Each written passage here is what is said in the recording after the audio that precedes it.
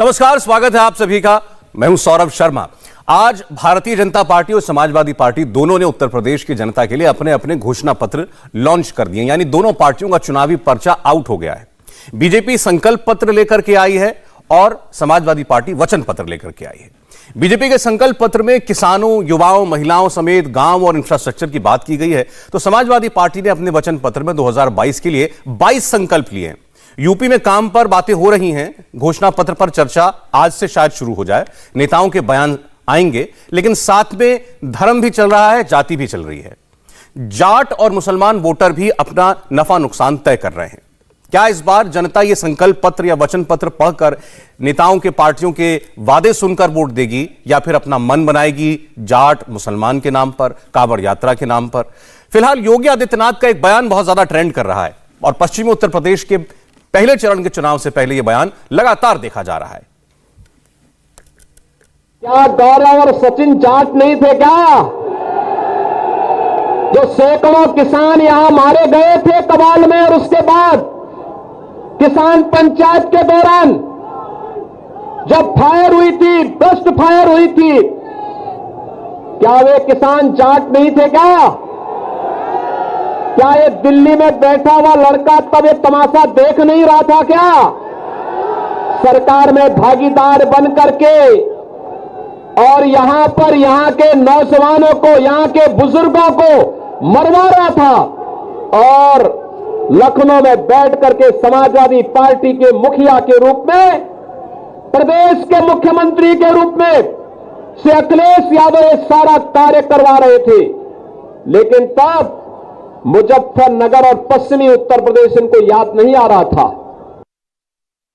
और थोड़ी देर पहले अखिलेश यादव ने समाजवादी पार्टी का घोषणा पत्र लॉन्च किया, जिसमें 2022 चुनाव के लिए यूपी की जनता से 22 वादे किए गए हैं, 22 संकल्प पार्टी ने लिए हैं।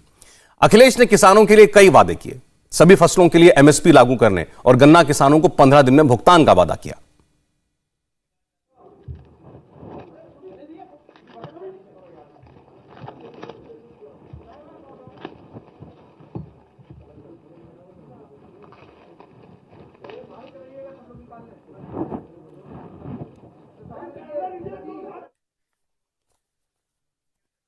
मेहमान हमारे साथ जुड़ गए हैं। उत्तर प्रदेश में वोट पड़ने में 2 दिन बाकी हैं केवल, उससे पहले आपने देखा कि सारे तीर जिस के पास थे सब आजमा लिए गए हैं। राकेश त्रिपाठी जी हमारे साथ जुड़ रहे हैं भारतीय जनता पार्टी से। राकेश जी, स्वागत है आपका। हमारे साथ अरविंद कुमार गुप्ता जी समाजवादी पार्टी से जुड़ रहे हैं। अरविंद जी का स्वागत है। हमारे साथ कृष्णवीर चौधरी जी हैं, किसान नेता हैं, भारतीय कृषक समाज के अध्यक्ष हैं। चौधरी साहब का स्वागत है। पुष्पेंद्र चौधरी जी, जाने माने किसान नेता, हमारे साथ हैं। पुष्पेंद्र जी, स्वागत है आपका। और संदीप चौधरी जी हैं, आरएलडी के नेता, हमारे साथ। संदीप जी, आपका भी स्वागत है। अभी जैसा हम दिखा रहे थे, आप दोनों पार्टियों के घोषणा पत्र, एक संकल्प पत्र और वचन पत्र, ये तो बाहर आ गए हैं, लेकिन राकेश त्रिपाठी जी, बात तो अभी भी जाट और मुसलमान पे अटकी हुई है। ऐसा लग रहा है आपकी पार्टी के पास अभी एक आखिरी हथियार बचा है पश्चिम उत्तर प्रदेश में चलाने के लिए, कि किसी तरह जाट अस्मिता को उठाएं और मुख्यमंत्री मंच से बार बार पूछें कि भाई सचिन और गौरव जाट नहीं थे क्या? और कोई भी स्वाभिमानी जाट 2013 का दंगा भूल नहीं सकता। तो ये एक ऐसा लग रहा है कि तरकश का एक आखिरी तीर है और शायद आपको सबसे ज्यादा भरोसा इसी तीर पर है। देखिए सौरभ जी, जिस तरह से समाजवादी पार्टी और आरएलडी वहां पर जाति और मजहब का समीकरण बनाने की कोशिश कर रही है, हमने स्पष्ट तौर पर कहा है, आप जाति मजहब का जब समीकरण बना रहे हैं तो जाट बंधुओं को आपको यह जवाब देना पड़ेगा ना कि क्या सचिन और गौरव जाट नहीं थे क्या? क्या यह सच नहीं है कि कानून व्यवस्था का एक कारण ही था कि उनकी बहन के साथ जो छेड़खानी हुई, अगर छेड़खानी पर सही समय पर कार्रवाई हुई होती तो शायद सचिन और गौरव की हत्या न हुई होती, और सचिन और गौरव के हत्यारों पर अगर कार्रवाई हुई होती तो शायद मुजफ्फरनगर का दंगा ना हुआ होता, और अगर दंगाइयों पर कार्रवाई हो गई होती तो जो गांव-गांव तक पहुंच गया दंगा था, जिसमें इतने लोगों की जान गई, बहुत सारे लोगों को बेघर होना पड़ा, ये इतने लोगों पर मुकदमे दर्ज हुए, शायद ये स्थिति उत्पन्न न होती। लेकिन सच्चाई तो यह थी कि मुजफ्फरनगर दंगे के पूरे समय कालखंड में लखनऊ से मियां जान जी का फोन जाता था और तमाम दंगाइयों पर नरमी बरती जाती थी, जो वहां पर जाट भाइयों की आवाज को उठाने का काम कर रहे थे, जो वहां दंगा पीड़ितों की आवाज उठाने का काम कर रहे थे, उनको ही दंगाई घोषित करने का प्रयास हो रहा था। मौलाना नजीर को बुला करके मुख्यमंत्री आवास में राजकीय वायुयान से उनको नाश्ता कराया जा रहा था। क्या यह सच हम जनता को ना बताएं? नहीं, आप बताइए। मैं कहा, अरे आपकी पार्टी का प्रचार है, आप जैसे मर्जी कीजिए। अभी आपने कहा कानून व्यवस्था अगर उस वक्त ठीक होती तो ये वारदात ना हुई होती। ये बात ऐसे भी कही जा सकती है जैसे आपने कही है। इसके लिए मरहूम गौरव और सचिन की जाति बताने की जरूरत तो है नहीं। नहीं, ये तो हमने काउंटर किया है उनको, जो आज जाति और मजहब के समीकरण साधने की कोशिश कर रहे हैं। हम उनको बता रहे हैं कि आप जो जाति और मजहब को जोड़ करके समीकरण गांठने की कोशिश कर रहे हैं। याद करिए कि आपने कैसे मजहबी ध्रुवीकरण के आधार पर आपने दंगाइयों का मजहब देख करके उनको वहां आपने सुरक्षा देने की बात की थी, और जो पीड़ित थे उनको आपने जाति देख करके चुन चुन करके जेल की सलाखों के पीछे भेजने का काम किया था। क्या यह सच्चाई नहीं है? और यह सच्चाई के हम जनता के बीच में लेकर के नहीं जाए। हम तो बताएंगे कि पिछली सरकार में और इस सरकार में कैसे फर्क आया है। आज हमने जाति और मजहब की परवाह किए बिना जो भी आताताई थे, जो भी जहां खौफ में डालने का काम करते थे, जो माफिया थे, जो हिस्ट्री सीटर्स थे, जो दंगाई थे, जो गुंडे थे, जो अपराधी थे, उनको हमने जेल की सलाखों के पीछे भेजा। और जिन्होंने दुस्साहस किया कि वो खाकी वर्दी पर गोली चलाएं, उनको उनका माकूल जवाब। अरविंद जी साहब की बात का जवाब देना चाहता हूं। पुलिस ने हाथों में चूड़ियां नहीं पहन रखी, यह उत्तर प्रदेश की पुलिस ने बताकर दिखाया है। अरविंद जी, मुख्यमंत्री की भाषण आप भी सुन रहे होंगे। उनके भाषण में सबसे ज्यादा बात जो होती है वो 2013 के मुजफ्फरनगर दंगों की ही होती है। और अब वो ये याद दिलाने लगे हैं कि सचिन और गौरव की हत्या हुई थी, कैसे हुई थी, किसने की थी, किसके कहने पर उन हत्यारों को बचाया गया था। सौरभ जी, एक बात बताऊं आपको। अब आप एक चीज तो गौर करके देख ही रहे होंगे कि इन्होंने 5 साल कुछ नहीं किया पूरे उत्तर प्रदेश में। जो ये लॉ एंड ऑर्डर की बात करते थे, उत्तर प्रदेश को एक उत्तम प्रदेश बनाने की बात करते थे, ये बिल्कुल उसमें जीरो हुए, बिग जीरो हैं। आज इन्हें केवल जो 2013 में एक हादसा हुआ था, एक दुखद घटना थी, और उसके जख्म में कुरेदने के लिए वहां पर पहुंचे हुए हैं। और एक चीज आपको बता दूं, अगर वहां पर अभी तक जो जितने भी क्रिमिनल्स थे, आपने उन्हें फिर जेल में क्यों नहीं डाला? क्यों? और क्रिमिनल्स जो है वो बाहर क्यों कैसे घूम रहे हैं? क्यों? अगर आपको एक ही व्यक्ति लगता है, एक जो आपका बुलडोजर चलता है, वो क्यों एक सेलेक्टिव मोड में चलता है कि भाई जो बीजेपी के समर्थक है उनके ऊपर बुलडोजर नहीं चलेगा, और जो बीजेपी के समर्थक नहीं है उनके ऊपर बुलडोजर चलेगा? और आपको बता दूं, ये जाति और धर्म का जो कैंसर इन्होंने राजनीति में लेके आए हैं, इसके बहुत खराब दुष्परिणाम होते हैं। ये तो आरोप आप पर लगा रहे हैं, ये तो आरोप आप पर लगा रहे हैं कि आपने जाति धर्म का गठजोड़ करने की कोशिश की है। देख लीजिए ना, बात भाषा देखिए आप इनकी। एक मुख्यमंत्री किस चीज की आपने क्या गिनाया? फिर आप गिनाइए। आपने 70 लाख लोगों को रोजगार देने की बात करी थी, आज आप 4.5 लाख लोगों को केवल रोजगार देके पीठ थपथपा रहे हैं। आदर्श ग्राम योजना में कितने ग्राम आपने आदर्श बना दिए? गंगा नमामि गंगे योजना के तहत आपने गंगा जी का पानी का आचमन योग्य बना दिया। आपने भ्रष्टाचार मुक्त व्यवस्था की बात, आज भ्रष्टाचार उत्तर प्रदेश में चरम पे पहुंचा दिया आपने। 2022 में किसानों की इनकम दुगनी करने की बात हुई थी, आपने क्या दुगनी करी? उनकी लागत दुगनी कर दी आपने। ठीक है, अच्छा, आपका कहना यह है कि इन्होंने काम किया होता तो आज चुनाव में इनको जाट मुसलमान ये नाम लेकर के ना कहना पड़ रहा होता। कृष्णवीर चौधरी जी, मुझे बताइए, पश्चिमी उत्तर प्रदेश में क्या यह मुद्दा है भी आज 2013 का दंगा, क्या पश्चिमी उत्तर प्रदेश के लोगों के लिए रेलेवेंट है? ये जाट और मुसलमान की राजनीति तो समाजवादी पार्टी ने लोकदल के साथ मिलकर की है। और देखिए, इसमें भी लोकदल के सिंबल पर समाजवादी पार्टी अपने कैंडिडेट लड़ा रही है।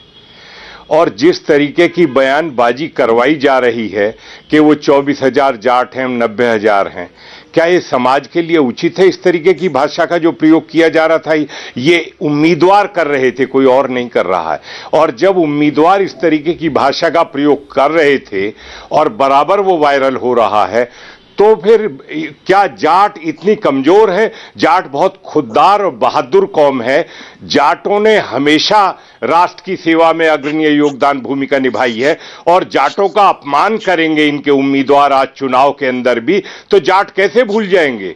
जाट अपना अपमान कैसे सहन करेंगे जिस तरीके से अपमान करने की साजिश हो रही है? ये जाट मुसलमान किया किसने है? ये तो इन्होंने किया, समाजवादी पार्टी ने। और जयंत को फंसा लिया इन्होंने। सच्चाई अगर कहूं तो इन्हीं के उम्मीदवार लड़ रहे हैं, सिंबल लोकदल का है, कैंडिडेट इनके हैं। ऐसा तो कहीं नहीं देखा हमने समझौतों में इस तरीके की बात जो हो रही है।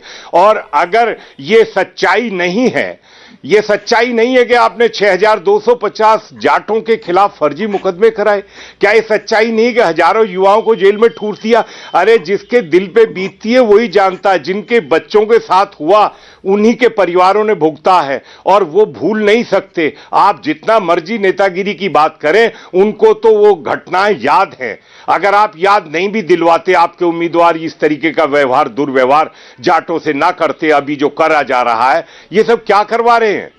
ये सब क्या है? और भूले नहीं है, उत्तर प्रदेश में 200 से ज्यादा रजिस्टर्ड दंगे हैं, वैसे तो 600 से ज्यादा हुए हैं, ये कोई नहीं भूला है। आपने, ये सच्चाई है, किसान खुलेआम लूटा जाता था, चीनी मिल में जाता है, भैंसा बुग्गी लेके जा रहा है, उसे बांध के खेत में डाल दिया, उसका भैंसा भी छीन लिया और काटा गया। ये सच्चाई नहीं है क्या? लेकिन भूला नहीं है, जो बीतता है वो याद करता है। महिलाएं सड़कों पे खुलेआम जो है उनके साथ गुंडई हो रही थी, कौन कर रहा था? ये सरकार का दायित्व था कि अपराध जो हो रहा था, कानून व्यवस्था, प्रत्येक सरकार का दायित्व बनता है, और आपने खुली छूट दे दी। आजम खां वहां से फोन करते थे, थानों को आपके नेता चलाते थे, तब आप ही की सरकार थी। और आप ईमानदारी की बात मत करिए, जितनी भर्ती हुई समाजवादी पार्टी में, बिना पैसे कोई भर्ती नहीं। अच्छा कृष्णवीर जी, बहुत सारे विषय हो जाएंगे सर, आपने अभी तक जो बात कही मैं उसका उत्तर देना चाहता हूं। तो ये चीजें बहुत आपने आरएलडी का जिक्र किया, और बिजली, एक मिनट भैया, मुफ्त में बिजली, एक मिनट, ये मुफ्त में बिजली की बात कर रहे हैं। 4 घंटे बिजली नहीं आती थी, पैसों से नहीं दी। अरे मुफ्त में तो जहर नहीं मिलता इस दुनिया में। अच्छा ठीक है चौधरी साहब, ये सब सच्चाई है कि आज प्रदेश में कानून व्यवस्था है, सुधार हुआ है। अब जरा संदीप चौधरी जी को सुनिएगा, मैं आपकी बात का जवाब आरएलडी के प्रवक्ता से ले रहा हूं, क्योंकि आपने कहा जयंत चौधरी को इन लोगों ने फंसा लिया है, और आपने इस बात पर एतराज जताया कि जयंत चौधरी की पार्टी के सिंबल पर समाजवादी पार्टी अपने उम्मीदवार क्यों उतार रही है। सपा सरकार में जाट लड़कों पर अत्याचार हुए, उनको जेल में डाला गया, फर्जी मुकदमे किए गए, और आपने ये भी कहा कि इस बार जाटों का अपमान हो रहा है। ठीक है चौधरी साहब, संदीप जी। देखिए सौरभ भाई, अभी कृष्णवीर जी बोल रहे थे, बहुत बढ़िया, बहुत मीठा मीठा बोल रहे थे। मेरे से आप ऐसी उम्मीद तो नहीं कर सकते। जैसा आपने शुरुआत की थी ना सौरभ भाई, आपने कहा था कि क्या बीजेपी के पास हिंदू और मुसलमान ही मुद्दा रह गया है, तो इसी तरीके की कड़वी बात मेरी निकलने वाली है। देखिए पहले तो मैं बताऊं, बीजेपी किसको टिकट देती है, किसको नहीं टिकट देती है, ये पार्टी का अपना मसला होता है। लेकिन हाँ, जो इंपॉर्टेंट चीज है वो ये है, जिस तरीके से कहा गौरव और सचिन की हत्या कर दी थी, इसलिए समाजवादी पार्टी और ये साथ नहीं आ सकते। गौरव भाई आप मुझे ये बताइए, गीतिका शर्मा तो बेचारी जाट नहीं थी, क्या वो हमारी बहन नहीं थी? उसकी हत्या करने वालों के साथ आज बीजेपी खड़ी है या नहीं खड़ी है? आप मुझे सौरभ भाई ये बताइए, जो कुलदीप सेंगर ने काम किए, क्या हम अपने राजपूत समाज का साथ छोड़ दें? क्या राजपूत समाज को उसके लिए टारगेट किया जाएगा कुलदीप सेंगर के लिए? क्या चिन्मयानंद के कारनामों की वजह से पूरे चिन्मयानंद के समाज को टारगेट किया जाएगा? क्या अजय कुमार टैनी मिश्रा जी की वजह से हम ब्राह्मण समाज को टारगेट करेंगे? किस तरीके की राजनीति ये करते हैं, किस तरीके की ये स्टेटमेंट देते हैं? अरे कुछ तो सोचिए, कुछ तो समझिए। ये हिंदुस्तान किसी एक व्यक्ति की गलती के लिए उस व्यक्ति को तो सजा दे सकता है, लेकिन उस समाज को सजा नहीं दे सकता। संदीप जी, मैं आपकी बात को मैं केवल इतना जरूर कहना चाहूंगा, आपने इस जितने उदाहरणों से इसकी तुलना करने की कोशिश की, उसमें बुनियादी फर्क यह है कि बाकी जितने उदाहरण आप दे रहे हैं वो एक आपराधिक घटना है, एक अपराध, किसी के साथ कुछ अगर दुराचार हो गया या किसी की हत्या हुई, वो एक अपराध है। लेकिन यहां पर जिस घटना की बात की जा रही है, उसके बाद तो हफ्तों चला दंगा है, जिसमें हजारों लोगों के घर छिन गए, जमीनें छिन गई, जिसमें 90 लोगों की मौत हो गई।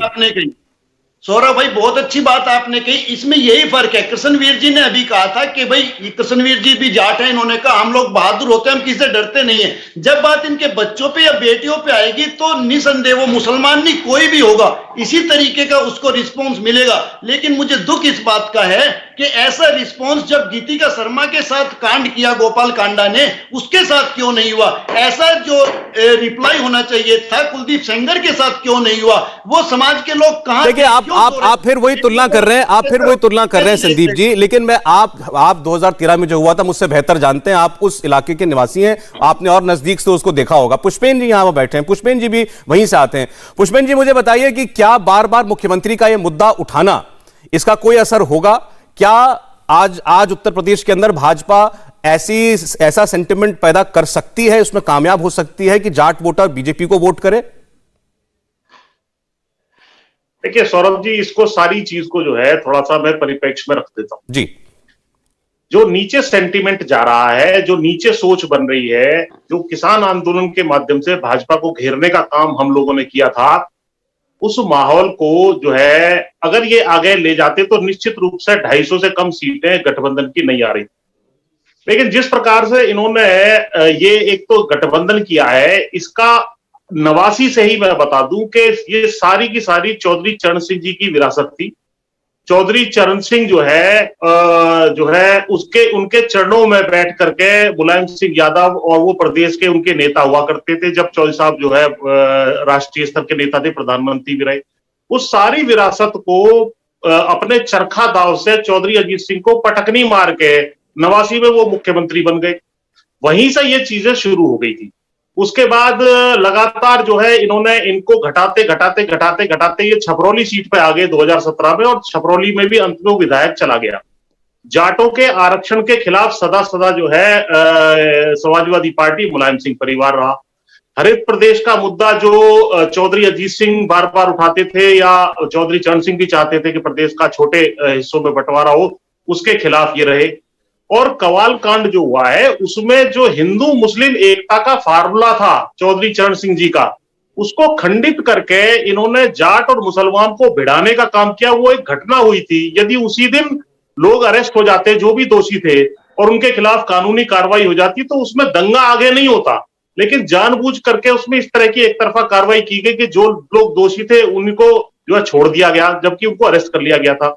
तो ये तमाम जो घटनाक्रम है, उसके बाद इस चीज को भूल पाना और लॉ एंड ऑर्डर की सिचुएशन समाजवादी पार्टी सरकार में किस प्रकार की होती थी। जाट अधिकारी मुझे फोन करके बताते हैं कि किस प्रकार से उनकी ट्रांसफर पोस्टिंग जो है गड़बड़ होती थी, भर्तियों में किस तरीके से जो है नाइंसाफी जो है जाट बिरादरी के साथ होती थी। तो इस तमाम घटनाओं की वजह से अब जो ये जो है गठबंधन हुआ है, मुझे थोड़ा समय देंगे तो मैं बता दूं किस प्रकार से हमने जबरदस्त ताकत सौंपी थी जो है जयंत चौधरी जी को।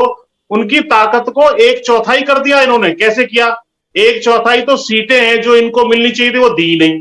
1/4 सीटों पे अपने कैंडिडेट भेज दिए, 1/4 सीटों पे धन्ना सेठ भेज दिए, केवल 1/4 वास्तव में इनके अपने कैंडिडेट हैं जयंत चौधरी के। यानी कि जो 1 रुपया समाज ने ताकत सौंपी थी उसको चवन्नी बना करके अपने पॉकेट में रख लिया। ये काम जो है अखिलेश यादव ने किया है। अब ये कह रहे हैं कि हम चवन्नी नहीं है, हम पलटते नहीं है। अरे आप उसके पॉकेट में रखे हुए, उसके बटुए में रखे हुए चवन्नी बन गए तो अब आप क्या पलटोगे?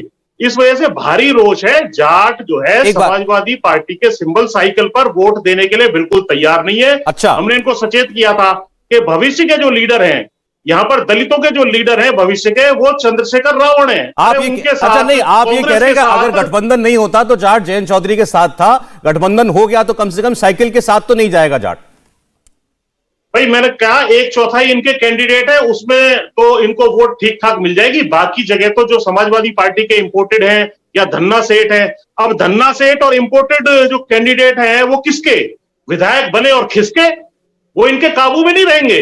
तो इनके पास है ही नहीं, मतलब 1 रुपया इनको सौंपने के बावजूद ये खुद ही चवन्नी बन के वहां बैठ गए, इनको चवन्नी बना दिया। आपकी बात का दोनों से जवाब लेता हूं मैं। आरएलडी और समाजवादी पार्टी दोनों के नेता हमारे साथ हैं। संदीप चौधरी जी पहले आप ही जवाब दीजिए, क्योंकि सारे आरोप जो लग रहे हैं वो आपकी पार्टी पर लग रहे हैं।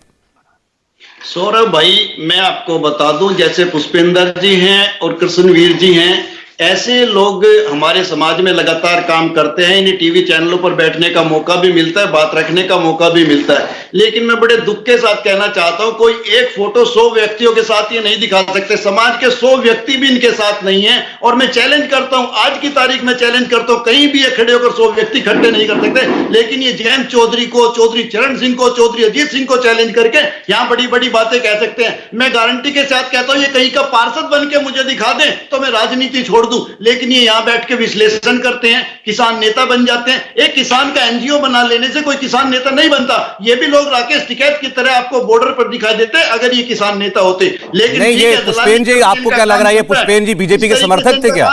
मैं केवल एक चीज कहना चाह रहा हूं, आप टिप्पणी कीजिए, मुझे एतराज नहीं है, उसका जवाब तो ये लोग खुद देंगे। केवल इतना कह रहा हूं, पुष्पेन चौधरी कभी आपको भाजपा के साथ खड़े दिखाई दिए थे क्या? आपने सौरभ भाई देश के गृह मंत्री को भी सुना होगा, वो भी जयंत चौधरी को गंभीरता से लेते हैं। आपने देश के प्रधानमंत्री को सुना होगा, वो भी जयंत चौधरी को गंभीरता से लेते हैं। आपने हाल ही में दिल्ली के सांसद रहे परवेश वर्मा जी को सुना होगा, वो भी कितनी उससे लेते हैं। तो मीडिया भी कितनी गंभीरता से लेता है जयंत चौधरी को। लेकिन ये 2 चौधरी आपने बैठाए हैं, इनके बारे में मैं कुछ भाई आप भी चौधरी हैं, ये भी चौधरी हैं। आप कह रहे हैं आप तो नेता हैं और ये केवल एनजीओ चलाने वाले हैं। देख मैं जवाब लेता हूं, एक मिनट। कृष्णवीर जी पहले जवाब देते हैं। कह रहे हैं 100 लोग इकट्ठा करके दिखा दीजिए। भारतीय कृषक समाज में शायद इनको जानकारी नहीं है, मुझे कहने में अब दुख हो रहा है, 50 लाख मेंबर हैं। सिर्फ सड़कों पे कूदने वाला ही व्यक्ति जो है वो किसानों का ठेकेदार हम नहीं बन सकते। कृष्णवीर चौधरी ने गन्ना किसानों के लिए कंप्यूटराइजेशन की पर्ची और बैंक के भुगतान की व्यवस्था कृष्णवीर चौधरी ने की थी।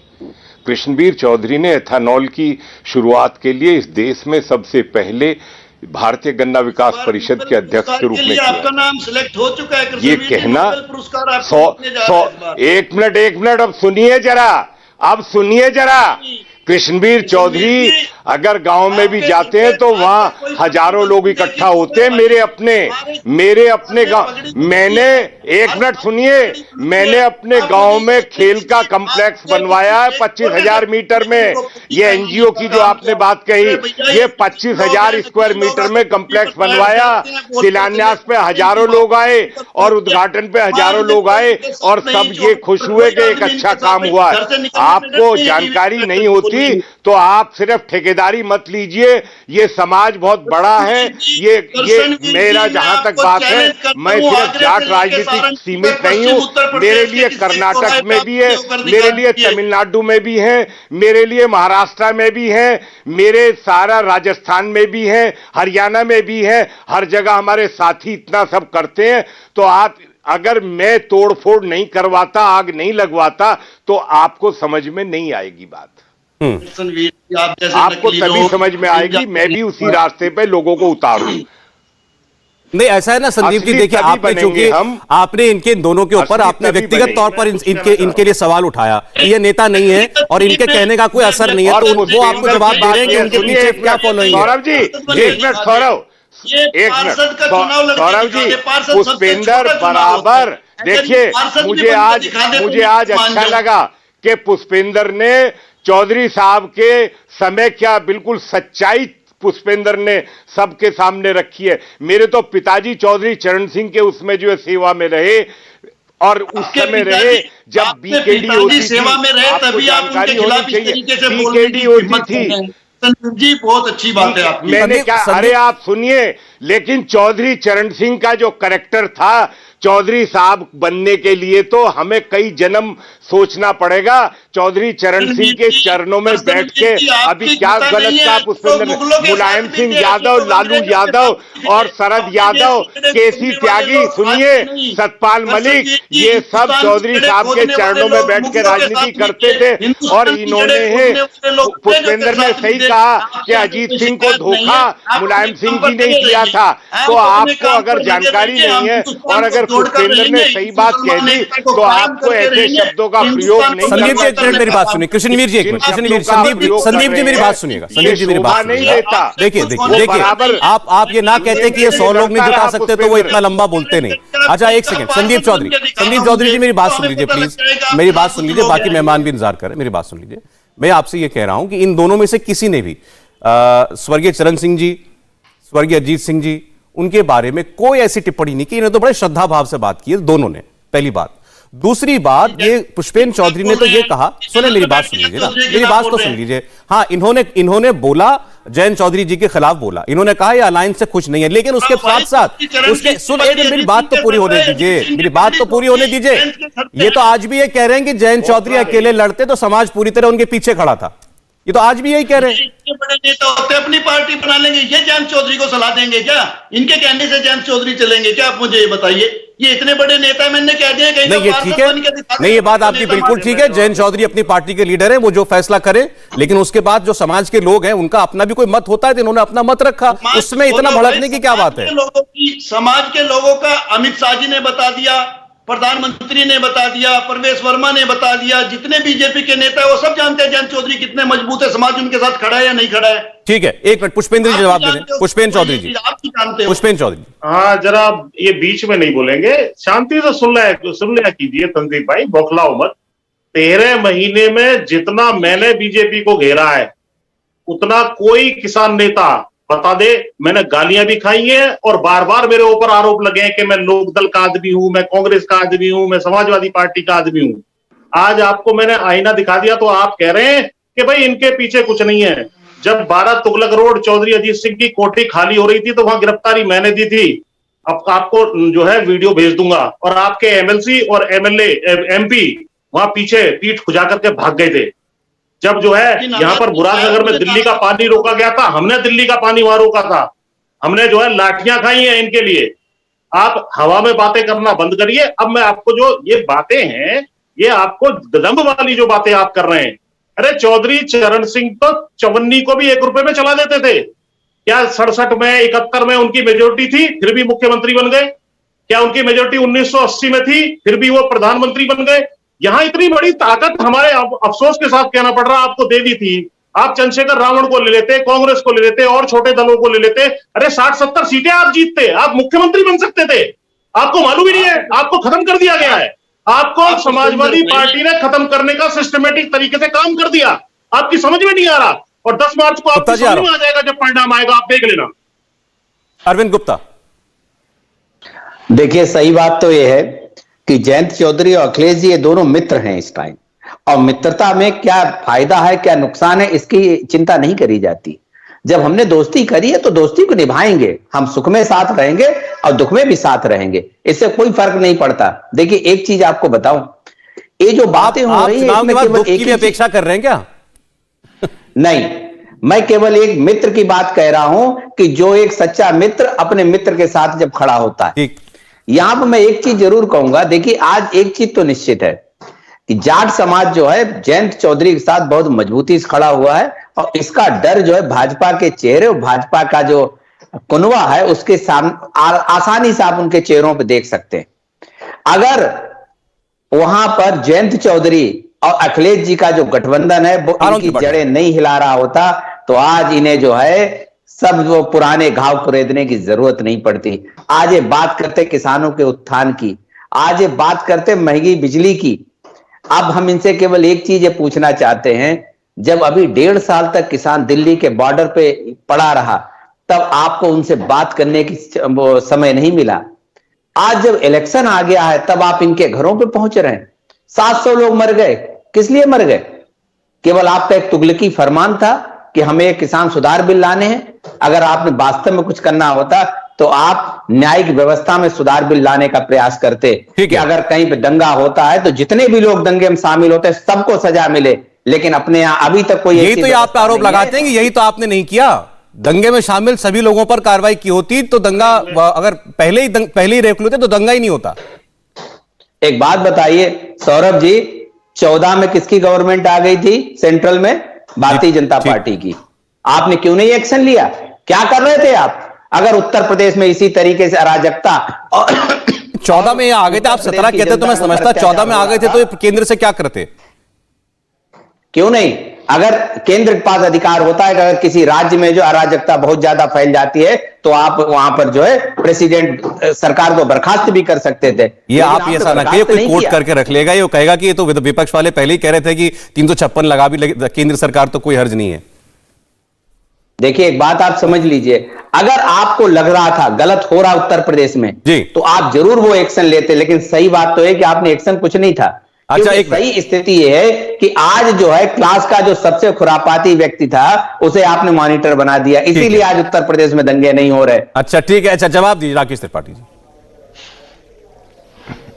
देखिए एक तो इन्होंने जो स्वीकारोक्ति की है समाजवादी पार्टी के प्रवक्ता ने कि आज उत्तर प्रदेश में दंगे नहीं हो रहे हैं, मैं इनके लिए इनका बहुत साधुवाद करता हूं, अभिनंदन करता हूं कि कम से कम इन्होंने इस बात को स्वीकार तो किया कि आज यूपी में दंगे नहीं है और समाजवादी पार्टी के शासनकाल में दंगे थे। दूसरी बात, इन्होंने यह भी अपेक्षा की है कि समाजवादी पार्टी के शासनकाल के समय में राष्ट्रपति शासन लगा दिया जाना चाहिए था। हम लोकतांत्रिक मूल्यों में विश्वास रखते हैं और हम जानते हैं कि उत्तर प्रदेश की जनता को या देश में कहीं भी किसी भी राज्य की जनता को हर 5 वर्ष बाद यह मौका मिलता है। जनता को मौका मिला, हम जनता की अदालत में गए और जनता ने इसीलिए आपको उखाड़ फेंका। आप 225 सीटों से ज्यादा थे उत्तर प्रदेश में और आज कहां आकर के 47 सीटों पर आकर के टिक गए। समाजवादी पार्टी की जो दुर्दशा हुई ना, उससे आपको सबक सीख लेना चाहिए था कि क्यों क्या कारण थे। आप जब कह रहे थे कि जयंत चौधरी जी और अखिलेश यादव जी दोनों दोस्त हैं तो मुझे बहुत हंसी आ रही थी। ऐसी ही दोस्ती का वास्ता दे करके उत्तर प्रदेश में लखनऊ में सड़कों पर घूमते हुए 2 और साथियों को हमने देखा था, नारा दिया था यूपी को यह साथ पसंद है, अखिलेश यादव और राहुल गांधी जी ने।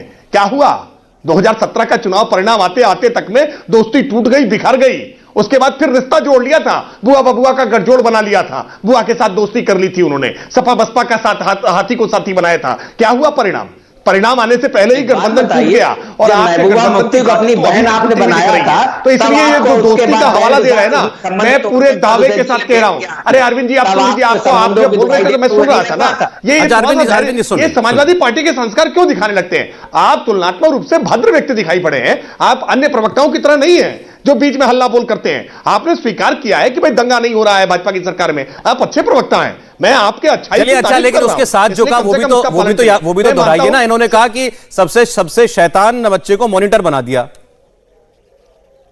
जब दंगा करने वाले सत्ता में आ गए तो दंगा करेगा कौन? कह रहा हूं, देखिए उत्तर प्रदेश में योगी आदित्यनाथ जी के शासन में आने का मतलब क्या होता है?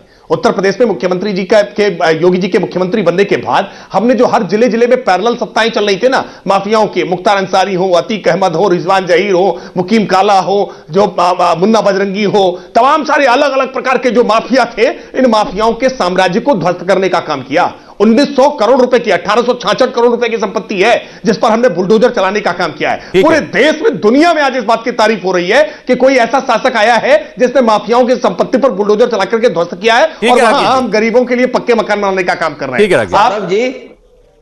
सौरभ जी, अरविंद जी, क्या धनंजय सिंह जो अभी क्रिकेट में चौके छक्के मार रहे थे, वो तो बहुत शरीफ व्यक्ति हैं, उसका जवाब नहीं देते ये लोग, बहुत बार पूछा है, नहीं चलेगा, उसका जवाब देते नहीं। जमानत पर छूट कर बाहर आए। एक चीज सुन लीजिए, ब्रजेश सिंह को जेल भेजा था सौरभ, ये इनको जानकारी नहीं है। यही सपा बसपा के लोग थे जिनको विधायक सांसद बना रहे थे, हमें जेल भेजा था, जमानत पर छूट करके बाहर आए, फिर गिरफ्तार करके। चलिए, आज समय इतना ही था। पश्चिमी उत्तर प्रदेश में चुनाव है, इसलिए सबसे ज्यादा गहमा गहमी वहीं पर है और वहीं से जुड़े हुए नेता आज हमारे साथ थे। बहुत बहुत धन्यवाद राकेश त्रिपाठी, संदीप चौधरी जी, अरविंद गुप्ता जी, पुष्पेंद्र चौधरी जी और कृष्णवीर चौधरी जी। बस आपके समय के लिए शुक्रिया।